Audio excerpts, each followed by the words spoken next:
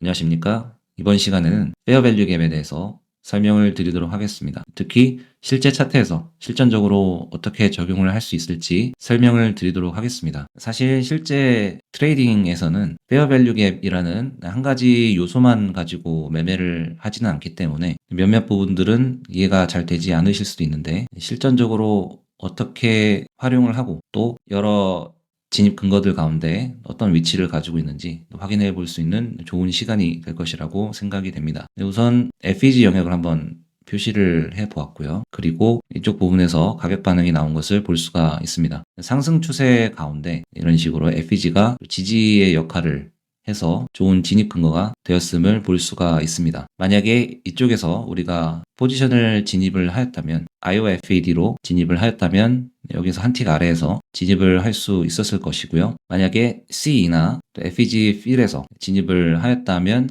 진입이 되지 않고 가격이 상승했을 것으로 생각이 됩니다. 그렇기 때문에 가장 보편적으로 사용되는 방식이 IOFAD 방식이고요. 저도 자주 사용을 하고 있습니다. 이때 손절가를 정하게 되는데 이쪽에 오더블럭이 위치한 것이 보입니다. 그래서 오더블럭을 기준으로 삼을 수가 있고요. 혹은 FEG 엔드를 기준으로 삼을 수 있겠습니다. 혹은 스윙 로우를 기준으로 삼을 수도 있습니다. FEG 엔드와 또 스윙 로우가 거의 비슷한 위치에 있게 되는데, 이런 곳을 손절가로 잡으면 좋은 손절가 위치가 될 것이라고 생각이 됩니다. 물론 손절가를 설정할 때에는 이곳을 손절가로 설정할 만한 근거가 충분한지 고려를 해보아야 하고요. 그리고 우리가 타겟으로 하는 익절가와 비교했을 때 손익비가 얼마나 되는지도 고려를 해야 합니다. 여러 가지 요소들을 고려를 한 이후에 손절가를 설정할 수 있겠습니다. 가장 우선적으로는 손절가를 짧게 하면 짧게 할수록 리스크가 올라간다라고 생각할 수 있겠습니다. 기본적으로 세 가지 방식의 손절가 설정하는 방식이 있는데, 또 한 가지로는 이런 식으로 FEG 영역을 모두 커버를 해주는 손절가를 설정하는 방식이 있습니다. 저는 이런 방식을 또 자주 사용을 하고 있고요. 물론 이렇게 FEG 영역을 다 채워주는 방식의 또 손절가를 사용할 만한 근거가 필요합니다.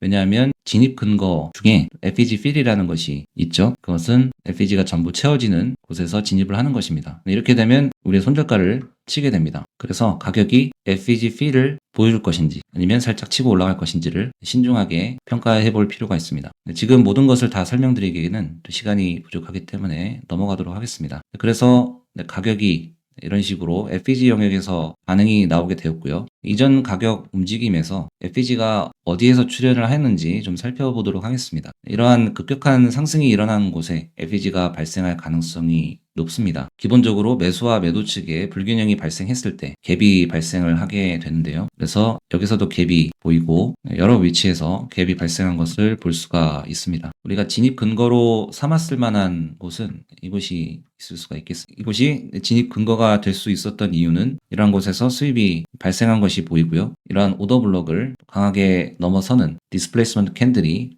혹은 캔들군이 나타났기 때문입니다. 이러한 곳에서 생성이 되는 FEG의 경우 신뢰도가 높은 경우가 많습니다. 그렇기 때문에 빠르고 강한 움직임을 보여준 디스플레이스먼트 캔들을 기준으로 해서 이 안에서 형성이 된 FEG를 진입 근거로 활용을 할 수가 있겠습니다. 여기서도 진입을 한다면요, 이런 식으로 IOFED에서 진입을 할 수 있었겠고요. 또 익절가를 어디로 설정할지에 따라서 손절가가 조금 달라질 수 있겠지만, 만약에 최소한으로 줄인다면 설명드린 바와 같이 이런 식으로 FEG 영역을 모두 커버하는 방식으로 설정을 할 수 있겠습니다. 그리고 손익비는 최소 1대2가 되도록 이런 방식으로 설정을 해서 포지션을 진입할 수 있겠습니다. 가격이 이러한 고점을 넘어서고 나서 더 상승할 어떤 근거가 있었는지 살펴보고 나서 더 먼 곳으로 익절가를 설정을 할 수도 있습니다. 가장 1차적으로는 이러한 고점이 익절가가 될 수가 있고요. 그 다음으로는 이러한 의미 있는 고점이 또 TP가 될 수가 있습니다. 그런데 이렇게 되면 손익비가 1대 1.58 밖에 되지 않기 때문에 기계적인 방식으로 1대2로 설정을 할 수도 있고요. 아니면 말씀드린 대로 또 왼편에 어떤 근거가 있다면 더 높은 곳에 TP를 설정을 할 수도 있겠습니다. 만약에 손절가를 FEG 엔드나 아니면 오더블럭 혹은 스윙으로 설정을 하였다면, 그러면 우리의 익절가는 훨씬 더 높은 곳에 위치를 해야 됩니다. 우리가 손절가를 좁힐 때 그리고 익절가를 늘릴 때 리스크는 더 높아지게 됩니다. 이러한 점들을 우리가 고려를 할 수가 있겠는데요. 최적의 위치, 최적의 손절가와 또 익절가를 설정하기 위해선 굉장히 복잡한 방법이 필요할 수도 있습니다. 그래서 그러한 부분들을 익히기 위해서는 경험이 많이 필요하고 또 많은 지식이 필요합니다. 그래서 가장 우선적으로는 이런 세 가지 방식을 추천을 드리는 것이고요. 그리고 추가적으로 이렇게 FEG 영역을 모두 커버를 하는 방식의 손절가 위치를 추천을 드립니다. 이렇게 커버하는 방식은 제가 자주 사용하고는 있지만 다른 방식들보다 좀 더 리스크가 높은 방식입니다. 그래서 가격이 만약에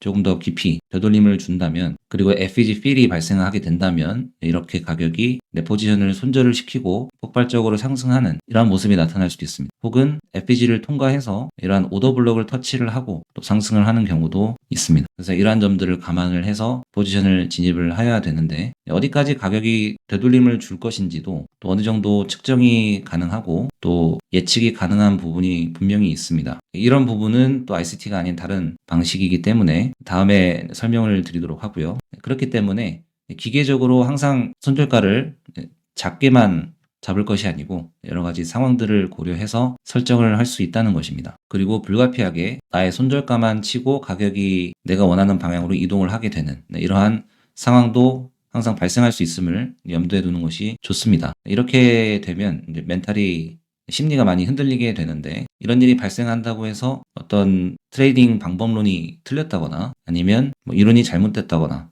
하는 것이 아니고, 내가 리스크를 더 많이 가져가기로, 즉 손절가를 최대한 줄이기로 결정을 하였기 때문에 발생한 일이었던 것이죠. 만약에 FEG 엔드나 아니면 스윙이나 오더블록으로 손절가를 설정을 하였다면 그러면 익절가는 더 길어져야 했지만 손절은 나가지 않고 포지션이 익절로 나갔을 것입니다. 그래서 이런 점들을 감안을 할 필요가 있습니다. 트레이딩 하실 때 항상 자신의 판단에 근거를 가지고 있어야 하고, 또 그렇게 해서 판단을 하였다면 그 결과에 대해서도 감수할 만한 멘탈을 가지고 있는 것이 중요하겠습니다. 이렇게 해서 가격이 진행된 모습이고요. 이쪽 부분은 SMR 구조가 형성이 된 이후에 형성이 된 FEG이기 때문에 굉장히 진입하기 좋은 자리였습니다. ICT에서는 로우 리스크 바이로 부르기도 하는 위치로 생각이 되고요. 이렇게 해서 가격은 계속 진행이 되었고요. 또 이후에 이러한 곳들에서 또 반응이 나온 것을 볼 수가 있습니다. 이러한 FEG 같은 경우는 전부 뚫리게 되었고요. 그래서 FEG 필이라고 이야기를 할 수가 있겠습니다. 가격이 이런 식으로 반응이 나오기도 하기 때문에 IOFED 진입이 항상 통하는 것은 아닙니다.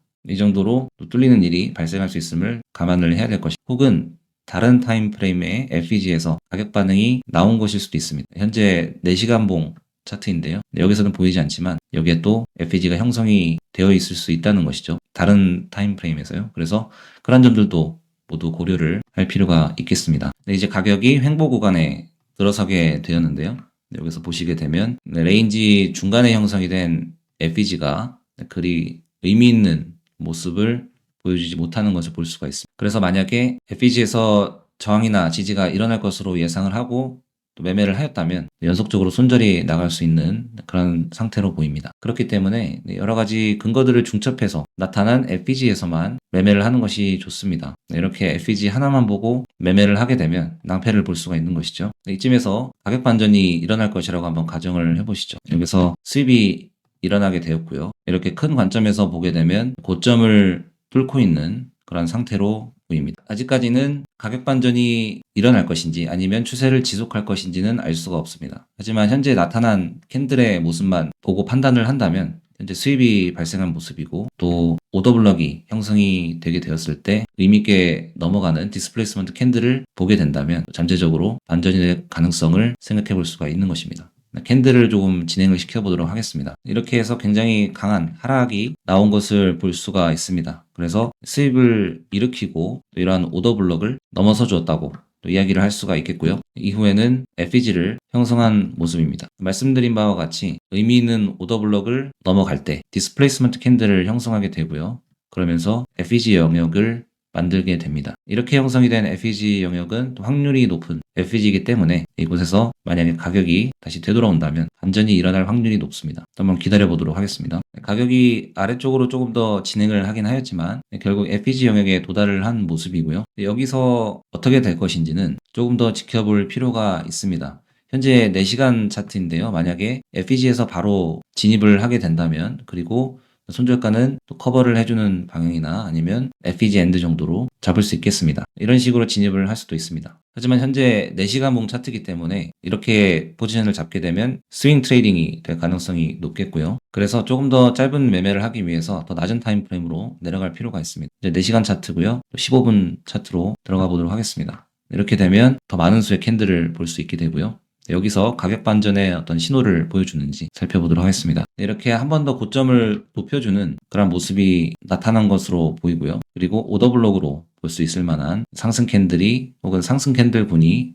나타난 것이 보입니다. 이때 오더블록을 의미있게 뚫어주는 그런 모습이 나타난다면 포지션을 진입할 수 있는 근거를 갖게 되는 것입니다. 현재 FEG 영역 내부에서 이러한 모습이 나타났기 때문에 이 SMR 구조가 의미있게 되는 것입니다. 캔들을 진행시켜 보면요. 이렇게 의미있는 하락이 나타난 것이 보이고요. 이러한 오더블록이 의미있는 기준이 될 수가 있습니다. 또 이때 급격한 하락이었기 때문에 불균형이 발생한 것을 볼 수가 있습니다. 여기서 IOFPD로 한번 진입을 해보게 되면요. 이런 방식으로 포지션을 세팅할 수 있겠고요. 다음 캔들에서 진입이 되었습니다. 이렇게 해서 1대2의 손익비로 익절이 나가게 되었습니다. 만약에 FEG 엔드로 손익비를 설정을 하였다면 이런 방식이 되었을 것이고요. 그런데 이렇게 되면 한눈에 봐도 굉장히 손절가가 먼 것을 볼 수가 있습니다. 이 경우에는 스윙 하이와 또 FEG 엔드의 위치가 같은 것을 볼 수가 있는데요. 어찌되었든 굉장히 큰 관점에서 포지션을 진입하게 되기 때문에 조금 더 리스크를 가져간다 하더라도 이런 식으로 FEG 영역을 채워주는 그런 방식의 손절가를 사용할 수 있겠습니다. 이렇게 할 수 있는 이유는 우선은 FEG 영역이 굉장히 넓은 영역에 위치해 있기 때문에 사용할 수가 있는 방식입니다. 기계적인 손익비로 1대2로 설정을 해서 진입을 하게 되고요. 여기서 익절이 나가게 되었습니다. 이후 가격은 다시 한번 FEG 영역을 터치를 하였고요. 그러고 나서 추가적인 하락이 나오게 되었습니다. 그래서 FEG 영역의 0.5가 되는 C 영역에서 진입을 하였다면 그러고 나서 또 FEG 영역을 커버를 하는 이런 방식으로 손익비를 설정하고 또 익절가는 저점으로 하였다면 1대5 정도의 좋은 손익비로 거래를 할 수 있었을 것이라고 생각이 됩니다. 이러한 방식은 우리가 이미 미래를 알고 있기 때문에 유효했던 포지션이라고 할 수 있겠습니다. 하지만 여러 근거들을 중첩을 해 보았을 때 이런 식으로 진입하는 것도 가능합니다. 주로 이런 식으로 FEG를 커버하는 방식으로 손절가를 설정하는 트레이더라면 그러면 진입 위치를 정할 때 어떤 근거에 의해서 C 부분에서 가격 반응이 나올 것이라고 예측을 할 수도 있습니다. 이런 방식으로 우리가 OT를 활용을 할 수가 있는데요. 또 가격 반응이 나온 곳을 보게 되면 의미 있는 고점과 저점을 연결했을 때 OT의 0.62 부분에서 가격 반등이 나온 것을 볼 수가 있습니다. 보통 우리가 흔히 이야기하는 0.618이 되는데 0.618은 피보나치 비율 가운데 가장 강한 비율이기 때문에 되돌림 비율 가운데는 가장 우선적으로 고려되는 그런 비율입니다. 이러한 곳이 CE와 또 FEG 영역과 중첩이 된다면 또 진입할 수 있는 좋은 근거가 될 수가 있습니다. 이런 식으로 여러 가지 근거들을 중첩했을 때 이쪽에서 진입하는 것이 또 손익비적으로 유리하다고 생각이 된다면 진입할 수 있는 것입니다. 내부 유동성에서 이제 외부 유동성으로 향해야 하기 때문에 이런 저점이 또 익절가가 될 수가 있는 것이죠. 이후에는 저점을 상당히 강하게 뚫고 하락 캔들로 마감이 되었습니다. 이후에는 상당히 더 깊은 하락을 보여주게 되었고요. 이 정도 관점이라면 이제 좌측에 있는 상승 추세에 있는 캔들, 이쪽에 있는 PD 어레이를 살펴볼 필요가 있습니다. 이쪽에도 또 FEG가 형성이 된 것이 보이고요. 그래서 이쪽에서 가격 반응이 나온 것을 확인을 할 수가 있습니다. 이때 얼마간 상승이 나올 수 있음을 또 예측을 할 수가 있고요. 이런 식으로 결국 고점을 넘어서는 상승이 나왔습니다. 하지만 이러한 상승이라고 하더라도 결국 더 높은 타임프레임에 FEG 영역 안에서 일어나고 있는 일입니다. 그렇기 때문에 아직 완전히 상승 추세로 뚫고 올라가는 관점으로 전환이 되었다고 이야기하기는 힘들고요. 여기서 한 차례 저항이 나왔기 때문에 다시 한번 가격이 하락할 수 있는 그러한 근거는 남아있다고 이야기를 할 수 있겠습니다. 그래서 아직 저항을 받고 있다고 이야기를 할 수가 있고요. 또 이전 고점을 몸통으로 넘어가지 못하고 급격한 하락이 나온 모습을 볼 수가 있습니다. 그래서 이러한 곳들도 또 의미 있는 곳이라고 말할 수 있겠습니다. 여기서도 FEG 영역이 또 형성이 된 것을 볼 수가 있는데요. 이러한 의미 있는 또 오더블록을 넘어서면서 형성이 된 FEG로 보입니다. 그래서 이런 곳을 기준으로 해서 포지션을 진입할 수 있겠습니다. 진입이 되었고요. 이후에 익절이 되었습니다. 이때 손절가는 스윙 하이로 잡게 되었고요. 스윙 하이라고 한다면 이곳이 될 수도 있고 혹은 이곳이 될 수도 있습니다. 하지만 여러 근거를 살펴보았을 때 이것도 의미 있는 스윙 하이로 볼 수가 있습니다. 왜냐하면 이쪽이 또 수입이 되었고요. 또 결정적으로는 이전에 이러한 더 큰 관점에서의 스윙 하이가 한번 지켜졌고 또 두 번째 지켜지는 그런 모습을 보여주었기 때문입니다. 이러한 관점은 꼭 ICT의 관점이라기보다는 제가 경험적으로 알고 있는 부분이기 때문에 이번에 거래에서 활용을 할 수가 있었습니다. 그래서 FEG 영역을 터치하지 않고 그대로 하락할 수도 있고요. 하지만 이 경우에는 FEG 영역에서 가격 반응이 잘 나온 모습입니다. 또 이후에 FEG가 다시 한번 형성이 되게 되었는데요. 일단 저점이 한번 수입이 된 모습이기 때문에 또 상승이 어느 정도 나올 가능성을 생각해 볼 수가 있습니다. 이때 두 가지 가능성이 있다고 생각할 수가 있는데 가격이 이런 식으로 뚫고 올라가서 상승을 지속하거나 아니면 이런 FEG를 터치를 하고 이후에 하락 추세를 지속할 가능성, 이 두 가지 가능성을 살펴보았을 때 우리가 베팅을 할 수가 있습니다. FEG 영역에 한번 진입을 한다고 생각을 해보시면 FEG 엔드에 또 손절가를 걸 수가 있겠죠. 이 경우에는 FEG 영역 자체가 얼마간 좀 좁은 느낌이 있기 때문에 손절가를 이러한 곳으로 설정을 할 수가 있겠습니다. 여기 오더블록이 또 위치를 하고 있기 때문에 이쪽에서 또 저항이 나올 수 있음을 생각을 해볼 수가 있죠. 그래서 두 가지 시나리오를 세워본다면 가격이 이쪽을 치고 내려갈 가능성, 그리고 이쪽을 치고 내려갈 가능성이 있게 됩니다. 아니면 이곳 모두를 뚫고 셀프 립이 일어나서 다시 상승을 하는 그런 가능성도 있습니다. 가격을 진행시켜 보면요. 이러한 FEG 영역에서 가격 반전이 나올 가능성을 보여주고 있고요. 이때 익절가는 우선 기계적으로 1대2로 해보도록 하겠습니다. 이렇게 되면 상당히 멀게 되는데 만약에 가격이 다시 돌아온다면 어떻게 할 것인지도 한번 생각을 해보도록 하겠습니다. 이렇게 해서 여기서 익절이 나간 것으로 보이고요. 그런데 보시면 저점이 계속해서 낮춰지는 프리드라이브스의 모습이 나타나고 있는 것이 보입니다. 그래서 또 가격이 얼마간 상승할 수도 있겠다는 그런 또 예측을 해볼 수가 있겠죠. 그래서 우리가 첫 번째로 세운 시나리오대로 가격이 반응이 나온 것을 볼 수가 있습니다. 이러한 프리드라이브스의 모습을 만들고 어느 정도 상승이 나왔지만 다시 한번 또 하락 추세를 이어가게 되었습니다. 만약에 가격이 여기서 이렇게 다시 FEG 영역을 터치를 하는 가격 움직임이 나왔다면 익절가를 치지 않고 이런 모습이 나오는 것이죠. 그렇다면 이러한 곳에서 본절로 나올 수도 있습니다. 약손절이나 본절로 나올 수가 있는 것이죠. 약손절을 한다면 이런 식으로 손절가를 좁혀서 손절을 나갈 수 있을 것이고요. 그렇지 않고 가격이 더 상승할 것 같다면 이런 식으로 본전에 나올 수도 있어요. 본전에 나오게 되면 수수료를 제외하고 거의 손실이 없을 것으로 생각이 됩니다. 이런 거래들은 실전적 느낌을 주기 위해서 미리 살펴보지 않고 진행을 해보았습니다. 물론 위치를 찍을 때 차트를 볼 수밖에 없기 때문에 높은 타임프레임에서는 진행 상황을 어느 정도 보게 될 수 있지만 낮은 타임프레임으로 들어가면 이런 식으로 새로운 차트를 거래하는 그런 느낌으로 훈련을 할 수가 있습니다. 그래서 가장 추천드리는 방식은 이런 방식으로 리플레이 모드를 사용하는 것이고요. 또 캔들 하나씩 진행을 시켜보면서 내가 어떤 판단을 내릴 것인지 그리고 실제 차트의 모습은 어떻게 나타나는지 훈련을 할 수가 있습니다.